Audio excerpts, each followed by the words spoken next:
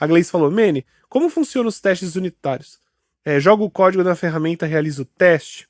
É assim, ó, quer ver? Deixa eu ver se eu consigo trazer aqui um exemplo de teste unitário legal para vocês. Eu vou tentar abrir aqui. Eu acho que o ChatGPT consegue me ajudar nessa. Aí eu já mostro como que Eu entendo vocês terem medo um pouco do teste unitário, porque vocês não veem muito, né? Vocês não estão codando, vocês não estão fazendo aplicação, como que vocês vão saber como faz um teste unitário? Mas eu vou mostrar. Bem, galera, eu escrevi aqui, vamos ver.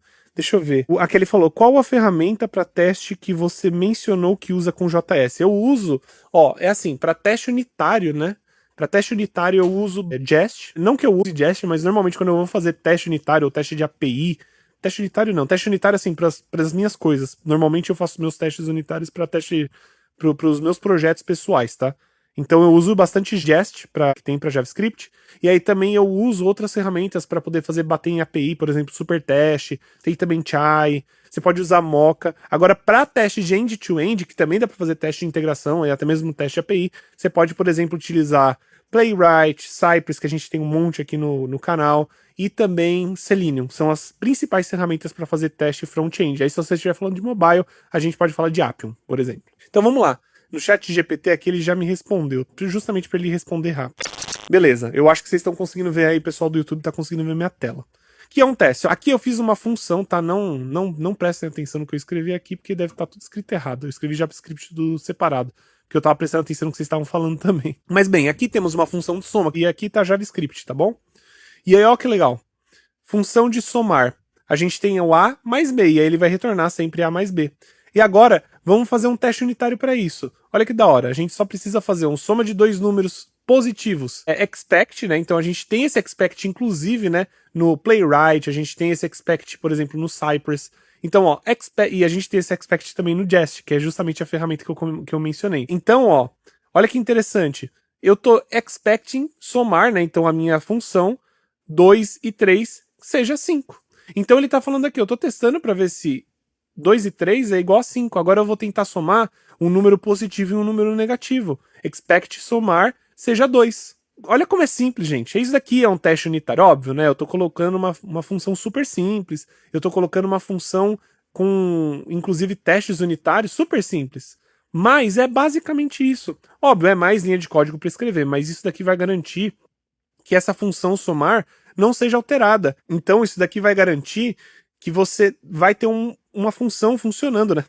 Uma função funcional, uma função que realmente esteja funcionando. Por quê? Mesmo que alguém altere o código, e necessariamente altere, até mesmo que altere a função somar, se os testes deixarem de passar, significa que ele alterou alguma coisa errada.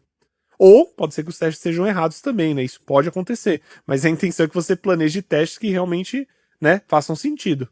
Então, é basicamente isso. Então aqui a gente fala, inclusive, que está mocando esses dados. Tá vendo que os dados, né, que a gente está entregando para a função somar, eles são dados pré-determinados, são dados estáticos? Então, esses dados estáticos aqui, 2 e 3, eles são dados mocados. Eu acho que vocês já devem ter ouvido falar muito sobre isso, né? Dados mocados. Então isso daqui são justamente os dados mocados, porque eles são dados que você não vai mudar, ele não tá vindo de lugar nenhum, ele tá vindo da sua cabeça, basicamente. Tá bom? Então, esse tipo de coisinha aqui, que às vezes a gente tem medo quando é QA, que eu sei que tem medo, porque eu tenho medo, aliás, eu tenho medo não, eu tive muito medo quando um tempo atrás, quando as pessoas perguntavam sobre teste unitário, não era uma coisa que eu fazia com frequência, eu ficava ansioso. Mas é só isso, galera. É literalmente esse o trabalho a mais que o desenvolvedor vai ter que fazer. Não é nada difícil. Tirando que, né, você literalmente pode chegar aqui pro chat GPT, e eu não tô falando pra você fazer isso 100% das vezes, mas é algo que te ajuda. Então falar assim, ó, crie 5 testes unitários para essa função em JavaScript. Aí você vem aqui, coloca seu código, dá Enter. Ele vai te entregar 5 testes unitários aqui para a função. Olha que legal. Tá vendo como não é nada demais? Óbvio, eu tô usando o ChatGPT. Ah, Mene, você tá quebrando as regras. A questão é que eu uso o ChatGPT para poder acelerar as coisas para mim. E como vocês viram, ele acelerou, ele criou os testes unitários ali para mim, ele criou esses casos de testes diferenciados para mim, justamente que era o que eu precisava. Óbvio, vou copiar e colar, não olhar o que tá acontecendo? Não, eu vou copiar, eu vou olhar para ver se os testes unitários realmente testam coisas relevantes e se dá para até mesmo melhorar esses testes unitários, mas eu já tenho eles lá escritos. cuspidos para mim, assim, uma maravilha. Agora, voltando, né, para os testes unitários, vocês viram como é simples, muito mais simples do que vocês provavelmente estavam imaginando que um desenvolvedor tinha que fazer? É muito mais fácil do que isso, galera. Então, é por isso que além de que vocês não ter medo de trabalhar com teste unitário, porque é simples mesmo que vocês tivessem que fazer, é importante vocês verem também que os testes unitários são tão simples que o desenvolvedor tem que fazer também. Tranquilidade, Marcos, tá? Tranquilidade. Estamos aqui falando sobre teste unitário, cara. Teste unitário é uma coisa que assusta muito QA e que nem é problema do QA, na verdade. E aí eu tô querendo trazer essa tranquilidade, essa paz de espírito pros QAs, entendeu? É isso, tipo, óbvio. Aí uma coisa importante, né? Mene, você falou de Jest. Jest é uma ferramenta utilizada para todos os códigos de teste para teste unitário? Não, pelo simples motivo que Jest ele é focado em JavaScript. Se você estiver trabalhando JavaScript e TypeScript também. Se você estiver trabalhando aí com, por exemplo, Java, você vai utilizar provavelmente JUnit. Se você está trabalhando com C Sharp, você vai usar NUnit. Se você está trabalhando com Python, você vai usar o PyTest. Cada um tem o seu. E JavaScript tem um monte também, né? Que nem eu falei, tem Mocha, Chai. Obviamente cada um tem o seu foco ali, mas também tem Jest, tem Vitest. Tem muita ferramenta de teste unitário, principalmente para JavaScript. O Marcos falou aqui, uso muito lá no trampo o Mockito, mas é raro. Só quando deve estar lotado de trampo e eu tô de boa, ajudo a testar. Nesses casos eu não vejo nenhum problema, sabe? Você tá ajudando ali, você não tá atolado de coisa para fazer, aí beleza. Que legal que você tá usando o Mockito. Mas o Mockito, ele é só pra parte de mock, né? Vocês usam JUnit também. O Mockito é pra Java, né, ô Marcos? Mas ele também faz a parte de teste unitário ou ele é só pra mocar dados? É isso mesmo, é Java, né? É mais pra mocar mesmo. Trecho que você quer. Testar Java com JUnit. É isso mesmo, é. Java é com JUnit, não tem jeito.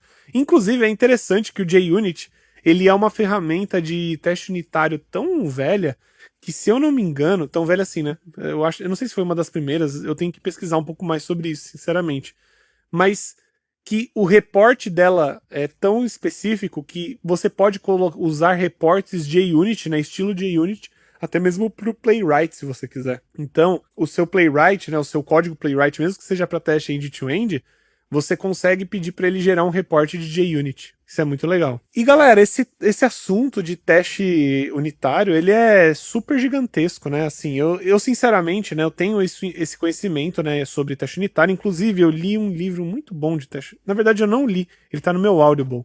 Eu tava ouvindo ele. Só que tava meio complicado ouvir ele e eu acabei não terminando, mas tava bem legal. Deixa eu procurar aqui o nomezinho dele. Eu acho que é testes para desenvolvedores, alguma coisa assim. Peraí que eu tô vendo aqui, tô abrindo meu Audible aqui. O nome dele é Effective Software Testing, a Developer's Guide. Então é como fazer testes de software, mas para desenvolvedores, né? Então ele foca pelo menos no começo dele, né? Eu acho que eu li metade dele, mais ou menos, até a metade dele. Ele fala basicamente sobre teste unitário e como isso é uma coisa que um desenvolvedor tem que fazer e como ele tem que fazer, tá bom? Inclusive ele fala, né, que um desenvolvedor, ele tem que se responsabilizar pelos testes unitários, e um desenvolvedor que faz teste é um desenvolvedor muito melhor do que um desenvolvedor que não faz teste. Então é bem legal esse livro, é um livro incrível para você aí começar a estudar, caso você queira entender um pouco mais sobre teste unitário, como implementar isso numa empresa, né? Mas de novo, até o próprio livro fala que isso é trabalho do desenvolvedor.